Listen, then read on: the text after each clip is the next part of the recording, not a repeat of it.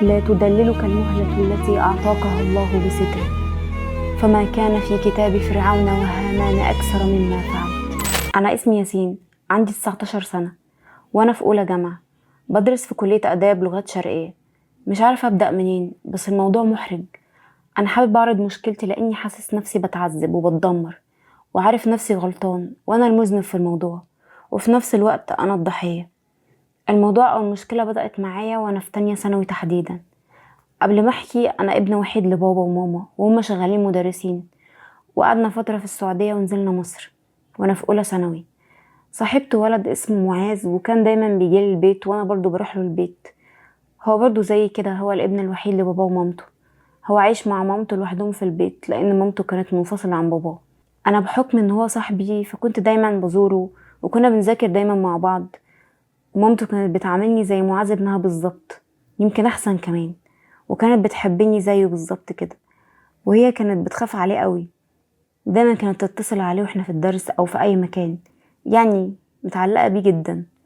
في الأول كنت مستغرب من طبيعة العلاقة بينه وبين مامته، لكن بعدين اتعودت خلاص وفهمت إنها متعلقة بيه قوي بالشكل الغريب ده، لأنها ملهاش في الدنيا غيره. هو كان ابن وحيد زيي بالظبط، لكن الفرق إن بابايا ومامتي ما كانوش بيتعاملوا معايا بالشكل ده أبدا. هو لو حصل له مشكلة بسيطة ممكن يبكي، أنا مش ببالغ، بس فعلا كان ده اللي بيحصل. هو ما كانش عنده صحاب غيري، وكان دايما يحكي لمامته عني، وهي كانت بتكلمني وطلبت مني اجي عندهم البيت علشان اذاكر مع معاذ واشجعه على المذاكره والكلام ده. وفعلا كنت دايما اروح، وبابا وماما عارفين كده، لدرجه اني ممكن اقضي اليوم كله معاه في بيتهم، وكمان كان ممكن ابات معاه. مامته كانت مهتميه بيا زياده عن اللازم. في مره كنت بايت مع معاذ في البيت، فمامته بعتته يجيب طلبات علشان العشاء. هي جت وقعدت تتكلم معايا كتير، وكانت ممكن تمسك ايدي عادي على اساس ان انا زي ابنها، وكنت بقول زي ماما عادي مفيش مشكله. بس حسيت منها بحاجات غريبه وحركات مش طبيعيه. دي مش معامله ام لحد في مقام ابنها او بتعتبره زي ابنها. تصرفاتها بقت غريبه جدا، وانا اللي ما كنتش واخد بالي او فاهمه صح من الاول. طريقه كلامها معايا كانها واحده بتحب واحد، مش في مقام والدتي ابدا. في مره قلت لها: ايه ده يا طنط؟ ايه اللي بتقوليه ده؟ وانت ليه بتتعاملي معايا بالشكل ده؟ قالت لي: بلاش تقولي كلمة طنط دي، وبعدين انت كبرت خلاص وبقيت راجل، وبصراحة انا معجبة بيك جدا وبشخصيتك يا ياسين. وفضلت تقنعني بكلامها المعسول ان فيها صفات حلوة كتير وشجاع وبسد في اي موقف وراجل بمعنى الكلمة. وانا بحكم اني في مرحلة المراهقة فحسيت بحاجات حلوة. الموضوع كله عجبني، بحس براحة وحد بيهتم جدا بيا بالطريقة دي. اكيد مش هكره معاملة زي دي. تقريبا نقلت محل اقامتي في بيت معاذ، كل شويه اتحجج لماما اني هروح لمعاذ على اساس اذاكر معاه وبيت معاه، وعندنا امتحانات كلام زي كده. كنت بتفق مع مامة معاذ اني اروح لها اوضتها بعد ما معاذ ينام علشان اكلمها ونقعد براحتنا، وهي نفس الكلام، لان ده الوقت الوحيد اللي ممكن نكون لوحدنا فيه مع بعض. فمره بعد ما معاذ نام رحت عند مامته، وهي كانت متعوده دايما تقفل باب اوضتها بالمفتاح. هو صحي بالليل سمع صوتها وهي بتتكلم مع حد، اللي هو انا، بس ما خدش باله بالظبط كانت بتتكلم مع مين. خبط عليها الباب، قالت له: انا كنت بتكلم في التليفون. فسألها عليا، قالت له: ده هو روح. وحتى هو استغرب جدا، لان لو انا هروح اكيد كنت قلت له قبلها. هي في الوقت ده كانت مخبياني في الدولاب. في اللحظة دي اول مرة احس بالخوف، حسيت اني بعمل حاجة غلط مش كويسة. المرة دي عدت والمواضيع ما بينا اتطورت مع الوقت، ومن غير ما احس لقيت نفسي دخلت معاها في قصص مش كويسة، وعلاقتنا اتطورت ودخلت للأسف في الحرام. أنا مكنتش عايزة أغضب ربنا، بس هي اللي دخلتني وجرتني للسكة دي من غير ما أحس. حسيت إني بعدت عن ربنا، ما بقيتش ملتزم في الصلاة ولا المذاكرة. بالعكس، حالتي اتدهورت لدرجة كبيرة. شلت كام مادة في السنة دي. ماما وبابا لاحظوا عليا إن في حاجة غلط. ماما قالت لي: ما تروحش عند معاذ تاني، انت بتروح تلعب مش بتذاكر. أنا تعبت جدا، وعلامات التوتر والقلق كانت باينة جدا عليا. الموضوع ده استمر لحد ما دخلت أولى جامعة. محدش لاحظ عليا أي حاجة، أو عرف حتى طبيعة العلاقة بيني وبينها. معاذ دخل طب وأنا دخلت آداب. أنا اتعلقت بمامته جدا أكتر من اللازم. خلاص اتعودت عليها وبقيت بالنسبة لي حاجة أساسية في حياتي، مش قادرة استغنى عنها. أنا طلبت منها إني أتجوزها لأني حاسس بالذنب، لأني بغضب ربنا ومش قادرة أكمل حياتي بالطريقة دي. كفاية إني تقريبا كده شبه فشلت في دراستي. بعد ما طلبت منها إني أتجوزها قالت لي: أنت صاحب ابني، ما ينفعش، وانت لسه صغير السنة لحد ما تخلص جامعة وبعدين تعالى تقدم لي. قلت لها لا، مستحيل اكمل بالشكل ده. انتي قولي لمعاذ اني عايزة اتجوزك وانا هقول لماما وبابا في البيت، وحتى لو هتقوم حرب في الموضوع ده انا مستعدة اخدها، لكن ما كملش ابدا في الطريق ده اللي كله غلط. قعدت شهر تقريبا ما اروح لهمش البيت، وهي قالت لمعاذ على اللي حصل.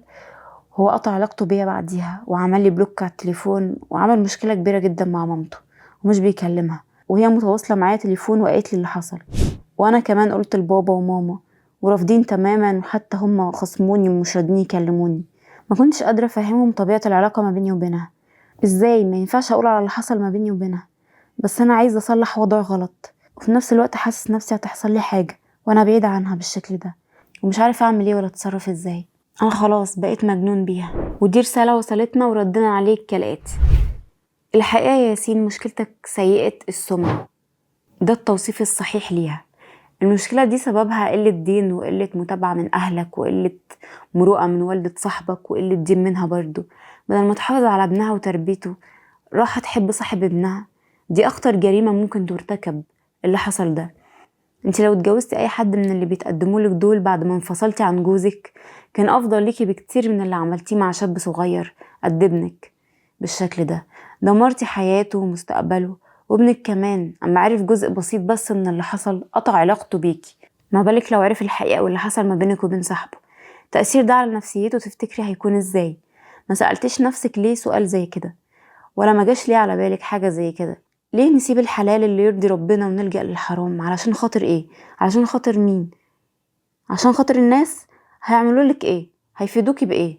ربنا هو اللي المفروض الكل بس اللي يخاف منه ويخشاه ويتعمل له حساب، مش الناس. كنت اتجوزتي لكن ما تعمليش اللي عملتيه ده. انت اعتقد في البداية يا ياسين كنت شايفها امك مش اكتر، ولا كنت بتحبها ولا حاجة. هي كانت حنينة معاك وانت حبيت ده. الله اعلم طبيعة علاقتك بوالدتك عاملة ازاي. هل هي قريبة منك بالشكل الكافي اللي يخليك ما تحتاجش حنان من حد بره؟ بس كل اللي في الموضوع انك فجأة من غير ما تحس لقيت نفسك بتتصرف زيها من غير ما تفكر انا بحبها ولا لا. انت في سن لسه ما فيهوش النضج الكافي اللي يخليك تحكم على علاقتك بيها ان ده حب ولا لا. هي اللي كانت بتدير كل شيء، الفراغ اللي عندها عوضته فيك انت للأسف، وهي دي الجريمة اللي ارتكبتها في حقك. شغلتك عن دراستك ودخلتك في سكة لسه بدري عليك قوي انك تدخلها، والأصعب من كده النتيجة كانت فعلكم للحرام اللي يهتز له عرش الرحمن. عايزة اقول بس الياسين مش عيب انك تتجوز واحدة اكبر منك، بالعكس الرسول عليه الصلاة والسلام اتجوز السيدة خديجة وكانت اكبر منه ب15 سنة. مش هي دي المشكلة. المشكلة الطريقة نفسها وطبيعة العلاقة ما بينهم كانت شكلها سيء جدا. انت زنيت في واحدة مطلقة وهي ما رعتش ابنها، وقبلها كمان ما رعتش ربنا سبحانه وتعالى ولله المثل الأعلى، وراحت ضحكت على واحد قد ابنها. يبقى دي علاقة غلط في غلط. عاوزة بس أكد على جزئية معينة: ما تقولش أو تتوهم إنك كنت صغير أو مراهق، بالعكس أنت مكلف. مش أي حد يعمل مصيبة ولا ذنب كبير ويقول فترة شباب وفترة مراهقة ونحطها سبب لأخطائنا. فترة المراهقة دي سيدنا أسامة بن زيد كان قائد جيش المسلمين اللي انتصر على الروم، وسيدنا علي بن أبي طالب وهو عنده 14 سنة اللي هو كان أصغر منك راح قتل عمرو بن ود قائد المشركين في غزوة أحد وأقوى رجل في العرب. سيدنا علي قتله. عارف يعني ايه؟ فدي مش حجة علشان الشباب يعملوا اللي هم عاوزينه ويفسدوا كما يشاءون، لأنها بقت حجة الكل ماسكها دلوقتي. معلش دول شباب، معلش دي فترة مراهقة، معلش ده الولد صغير، ده البنت صغيرة. وزي ما قلت دلوقتي على النماذج دي من قدوتنا اللي المفروض نقتدي بيها ازاي كانت حياتهم. انا حزينة جدا من اللي بيحصل دلوقتي بين الشباب، بس عايزة اقول ياسين لا تدللك المهلة التي اعطاكها الله بستره، فما كان في كتاب فرعون وهامان اكثر مما فعلت، فاتق الله وتب اليه وارجع اليه واستغفر ربنا كتير علشان الذنب اللي عملته ده. ووالدة صاحبك دي لا بتحبك ولا حاجة، دي ضحكت عليك وانت صدقتها. هي علشان لقت حاجة سهلة قدامها وسهل الوصول إليها لجأت ليها، حاجة مستخبية محدش هيشوفها. ولو هي كانت برضو لقت راجل سهل وكانت تقدر تتواصل معاه أسهل منك كانت كلمته، لكن انت اللي كنت متاح قدامها، حد يشبع رغبتها العاطفية وخلاص. وعلشان محدش يتكلم عليها يعني في النهاية لا هي بتحبك ولا انت كمان. انا من رأيي تقطع علاقتك بابنها وهي كمان ما تكلمهاش، وما تخافش هي مش هتقدر تقول لحد على حاجة، بالعكس ما هتصدق قصة وانتهت وهتنساك، او بالفعل اكيد هي من دلوقتي نسيتك. انت ما تقولش على اي حاجة حصلت ما بينكم لباباك ولا لمامتك ولا اي مخلوق. ابعد عنهم وعنها واستغفر ربنا كتير قوي، وبص لنفسك ولحياتك ودراستك، ومتفكرش في اي حاجة دلوقتي خالص غير دراستك وبس ومستقبلك. وان شاء الله ربنا يسامحك ويغفر لك ويهديك للطريق المستقيم. عايزة اقول في النهاية ربنا يسترنا جميعا ويستر شبابنا وبناتنا ويبعدنا عن ابواب الحرام. شكرا ليكم واشوفكم في حلقة جديدة وحكاية جديدة من حكايات مريم.